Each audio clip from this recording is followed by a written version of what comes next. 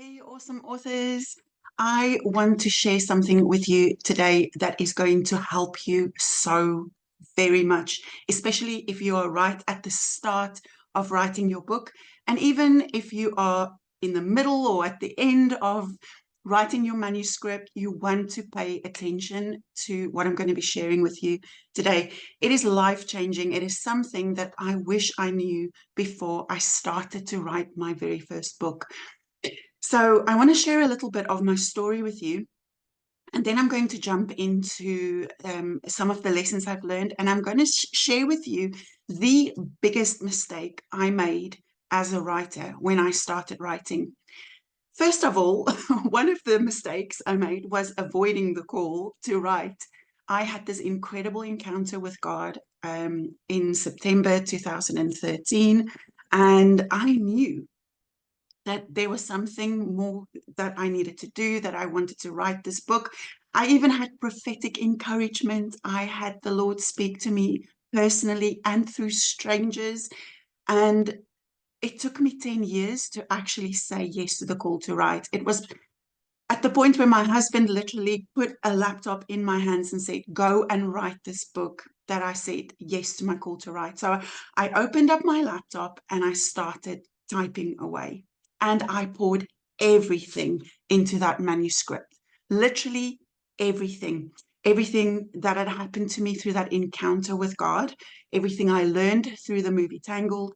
I wrote down my whole life history, all the things I experienced, all the things I learned, all the sermons I had written as part of being on the ministry team at church. I shared every single detail because I really thought it was about giving the reader information that I wish I had, right? I just wanted them to know how good God was and how wonderful He is, and that He is the answer to all their problems. And this is the reason why. And that was all good, well and good, but I didn't take the time to actually sit down and think about what is it that my specific reader needs. Um, it wasn't really about what I knew, but it was about what they needed to hear.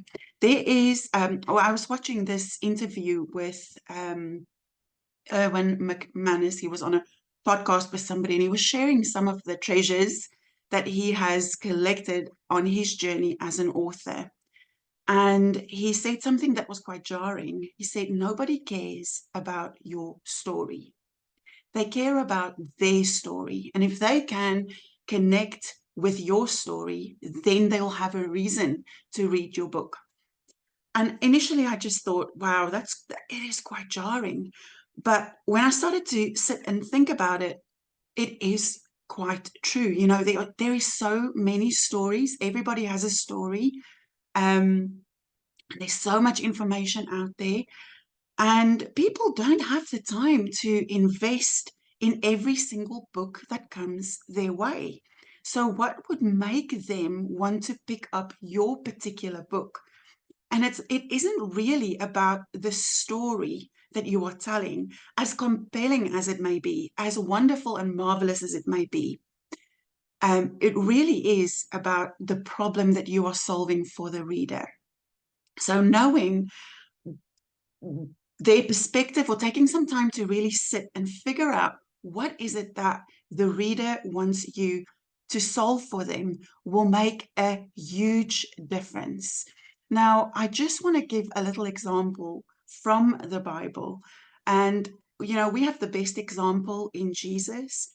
As he came on the scene, the very first sermon he preached, or when he was preaching in the synagogue, he was quoting from Isaiah 61. He was saying that the Spirit of the Lord has anointed me to preach the good news to the poor. And we know he continues to say to open the eyes of the blind, to set the people free who are sitting in prisons and in darkness. And Jesus knew exactly who he was and what he was about. But I want to tell you today that you have good news, but you also have a poor, and you are anointed as well. The Spirit of the Lord has anointed you to preach good news to the poor. So I want to challenge you today with this question. What is your good news and who is your poor? If you can unlock that, if you can figure that piece out, it's going to help you not just with writing your book, but also with marketing that book and making sure that it gets into the hands and the hearts of the people who need it the most. Um, so, what do we do with this information? Where do we go from here? The first step we need to take is to get clear about our message. Now, I personally believe that we all have a core message, something that is stirring in our hearts, a very specific message that was written on our hearts even before we were born. It's that message that we were born to write. For me, it was getting to know my identity in Christ and walking in my purpose. And that is a message that comes out in everything I do, whether it's a social media post or a blog or my books, whether it's nonfiction or children's books. That is my core message.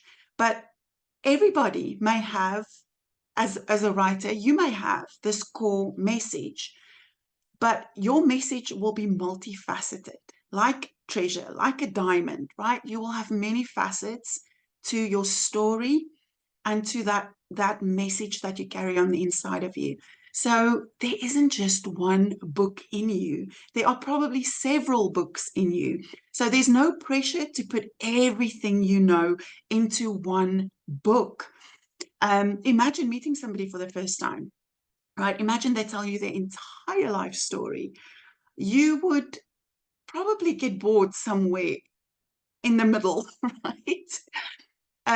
You don't need to know every single detail about everybody's life. In the same way, you don't have to share every single detail and everything you know with the people that you are writing to. Also, you don't have to reach every single person on the planet. You are called to a specific group of people who need your message. So you've got to get clear not only on what that message is, but who is your person?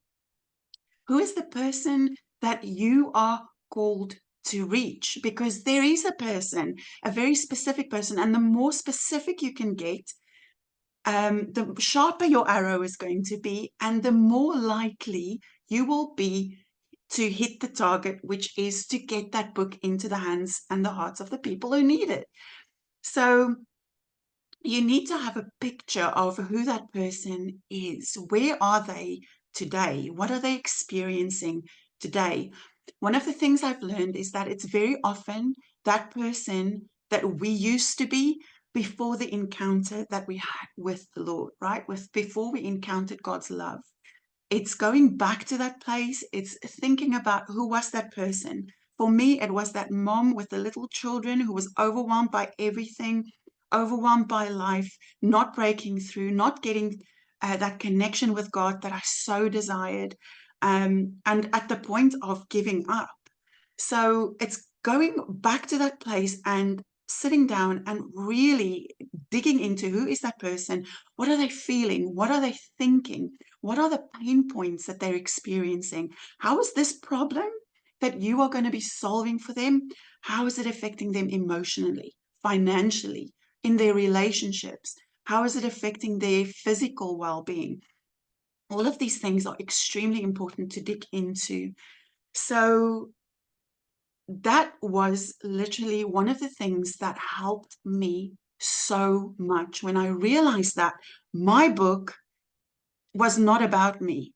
It was not about my story. It was about the reader.